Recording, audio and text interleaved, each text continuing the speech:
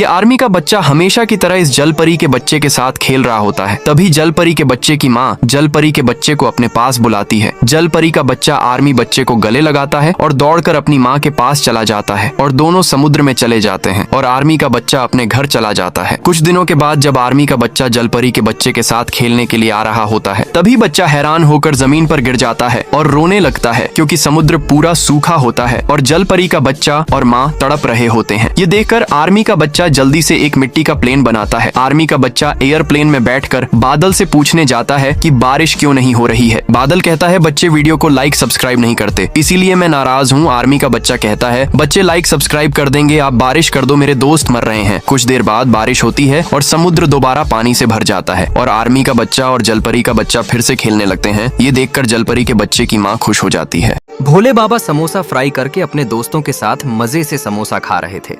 तभी एक दिन बाबा भोले को समोसा फ्राई करते हुए दो राक्षस देख लेता है। फिर राक्षस साधु का भेष बना के भोले बाबा के पास जाने लगता है और भोले बाबा के पास हाथ जोड़कर खड़ा हो जाता है। फिर भोले बाबा ने उस राक्षस को भी समोसा दे दिया। फिर राक्षस असली रूप में आके समोसा मजे से खाने लगा। लेकिन आपने अभी तक भोले बाबा के लिए लाइक सब्सक्राइब नहीं किया।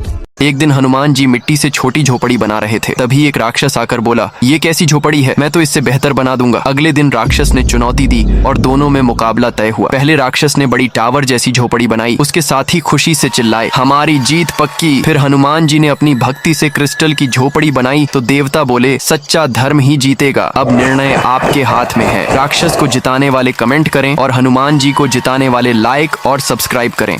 भारतीय सेना की एक महिला ऑफिसर अपनी मम्मी को प्लेन से गांव भेजने आई थी और बैठाकर जैसे ही जाने लगती है, तभी अचानक ऑफिसर को कुछ शक हुआ। वह सतर्क हुई ही थी कि विमान रनवे पर दौड़ते हुए उड़ान भरने लगा। ऑफिसर ने दौड़ लगाई और किसी तरह विमान से लटक गई। हवा में भी उन्होंने हिम्मत नहीं छोड़ी और मजबूती से पकड़ बनाए रखी। पायलट ने उन्हें लटकता हुआ देखा तो उसने दरवाजा खोल दिया। अंदर पहुंचते ही ऑफिसर ने बिना समय गंवाए प्लेन का हर कोना तलाशना शुरू किया। आखिरकार उन्हें एक लावारिश बैग में उन्होंने तुरंत बैग उठाया और दरवाजा खोलकर बैग बाहर फेंक दिया। बैग हवा में गिरते हुए ब्लास्ट हो गया और सभी यात्रियों की जान बच गई। लेकिन किसी ने महिला ऑफिसर को लाइक सब्सक्राइब नहीं किया। भोले बाबा माँ पार्वती के लिए एसी लाते हैं। ये देख माँ पार्वती झूम उठती हैं कि तभी एक डायन सब देख लेती है। फिर रात होने पर भोले बाबा माँ पार्वती के साथ एसी में खर्राटे लेते हुए सो ही रहे थे। तभी वही डायन आती है और एसी को अपने बच्चों के लिए लेके सटक लेती है। फिर सुबह होने पर भोले बाबा देखते हैं कि एसी गायब है तो मुस्कुरा जाते हैं, लेकिन लाइक सब्सक्राइब नहीं किया।